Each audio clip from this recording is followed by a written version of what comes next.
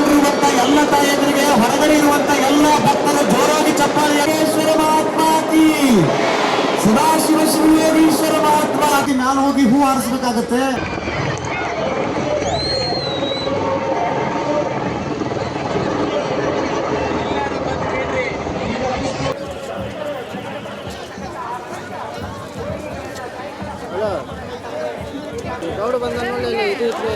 ಇದು ನಮ್ಮೂರ ಜಾತ್ರೆ, ನಮ್ಮ ಹೆಮ್ಮೆಯ ಜಾತ್ರೆ. ಏನಂತಂದ್ರೆ ಜಾತ್ರೆ ಅಂತಂದ್ರೆ ಬರೀ ಗದ್ಲ ಗೌಜು ಅಷ್ಟೇ ಅಲ್ಲ, ಈ ಥರದ ಮೆರವಣಿಗೆನ, ಈ ಥರ ಶೇಂಗಾ ಹೋಳಿಗೆ ಮೆರವಣಿಗೆ ನೀವು ಯಾವ ಜಾತ್ರೆಯಲ್ಲಿ ನೋಡಿದ್ದೀರಾ?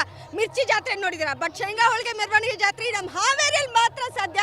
ಸೊ ನಮ್ಮ ಹಾವೇರಿ ಎಲ್ಲ ಜನರಿಗೂ ಕೂಡ ಈ ನಮ್ಮ ಜಾತ್ರೆನ ಅತ್ಯದ್ಭುತವಾಗಿ ಆಚರಿಸಬೇಕು ಅನ್ನೋ ಆಸೆ ಇದೆ. ಇದಿನ್ನೂ ಪ್ರಾರಂಭ, ಅಂತ್ಯ ಇನ್ನೂ ಚೆನ್ನಾಗಿರುತ್ತೆ. ನೀವೆಲ್ಲರೂ ಬನ್ನಿ ಜಾತ್ರೆಗೆ, ಎಲ್ಲರೂ ಬಂದು ನಮ್ಮ ಹಾವೇರಿಯ ಏನು ಶಿವಸೇಶ್ವರ ಸ್ವಾಮೀಜಿ ಮತ್ತು ಶಿವಲಿಂಗೇಶ್ವರ ಸ್ವಾಮೀಜಿ ಅವರ ಆಶೀರ್ವಾದವನ್ನು ಪಡೆದು ನಿಮ್ಮ ಬದುಕಲ್ಲಿ ಸುಖ ಸಮೃದ್ಧಿ ಎಲ್ಲದೂ ಕೂಡ ನಿಮ್ಗಾಗಲಿ ಅಂತ ನಾನು ಈ ಜಾತ್ರೆ ಮೂಲಕ ನಿಮ್ಮೆಲ್ಲರನ್ನು ಕೇಳ್ಕೊತೀನಿ. ಸರ್, ಪ್ರಿಪ್ರೇಷನ್ ನಿಜ ಹೇಳ್ಬೇಕಂದ್ರೆ ನಾನು ಇವತ್ತು ಮಧ್ಯಾಹ್ನನೇ ಬಂದಿರೋದು. ಬಟ್ ಜಾತ್ರೆ ಬರಬೇಕು ಅಂತ ಬೆಂಗಳೂರಲ್ಲಿ ಇದ್ದರೂ ಕೂಡ ಹೋಳಿಗೆ ಮಾಡ್ಕೊಂಡು ಬೆಂಗಳೂರಿಂದನೇ ಹೋಳಿಗೆ ಮಾಡ್ಕೊಂಡು ಬಂದಿದ್ದೀನಿ. ಇದು ಪ್ರಿಪ್ರೇಷನು.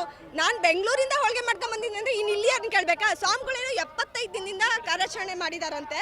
75 ದಿನದಿಂದನೂ ಈ ಜಾತ್ರೆಗೆ ಪ್ರಿಪ್ರೇಷನ್ ಮಾಡಿದ್ದಾರೆ ಅಂದರೆ ಎಷ್ಟರ ಮಟ್ಟಿಗೆ ನೋಡಿ. ನೀವು ಜನ ನೋಡಿದ್ರೇ ಗೊತ್ತಾಗ್ಬೋದು ನಿಮಗೆ ಎಷ್ಟರ ಮಟ್ಟಿಗೆ ಪೂರ್ವ ಸಿದ್ಧತೆಯನ್ನು ಮಾಡ್ಕೊಂಡಿದ್ದಾರೆ ಅಂತ. ಪ್ರತಿ ವ್ಯವಸ್ಥೆ ಆಗಲಿ, ನೀರಾಗಲಿ, ನಮಗೆ ಬರಬೇಕಾದ್ರೆ ಚಾಕ್ಲೇಟ್ಸ್ ಆಗಲಿ, ಆಮೇಲೆ ಅದೇ ಥರ ಉತ್ಸಾಹಪೂರ್ವಕವಾದ ನುಡಿಗಳನ್ನು ಕೂಡ ಹೇಳ್ಕೊತಾ ಬಂದರು. ನಿಜವಾಗ್ಲೂ ಸ್ವಾಮಿಗಳು 2.5 ತಿಂಗಳುಗಳ ಕಾಲ ಅತ್ಯಂತ ಅಂದರೆ ಬಿಡುವಿಲ್ಲದೆ ಕಾರ್ಯಾಚರಣೆ ಮಾಡಿ ಈ ಜಾತ್ರೆನ ಯಶಸ್ವಿ ಮಾಡಬೇಕು ಅಂತ ಮಾಡಿದ್ದಾರೆ. ಇದು ನಮ್ಮೆಲ್ಲರಿಗೂ ಖುಷಿಯಾದ ಸಂಗತಿ. ಸ್ವಾಮಿಗಳೇ ಮಾಡಿದ್ದಾರೆ ಅಂದರೆ ನಾವು ಕೇಳಬೇಕಾ ಇನ್ನು? ಸೊ ನಮಗೂ ಕೂಡ ಅಷ್ಟೇ ಖುಷಿ ಇದೆ ಜಾತ್ರೆ ಬಗ್ಗೆ.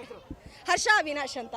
ತುಂಬ ಖುಷಿ ಅನ್ನಿಸ್ತೈತ್ರಿ. ಇದೆ ಫಸ್ಟ್ ಟೈಮ್ ಅನ್ನಿಸ್ತೈತಿ ಜಾತ್ರೆ ಈ ಥರ ಖುಷಿ ಸಂಭ್ರಮದಿಂದ. ಯಾವ್ದಾದ್ರು ಹಾವೇರಿ ಜನ ಹೆಣ್ಮಕ್ಳು ಕಾಲು ಕಿತ್ತು ಮನೆ ಬಿಟ್ಟು ಆಚೆ ಬಂದಿರಲ್ಲ.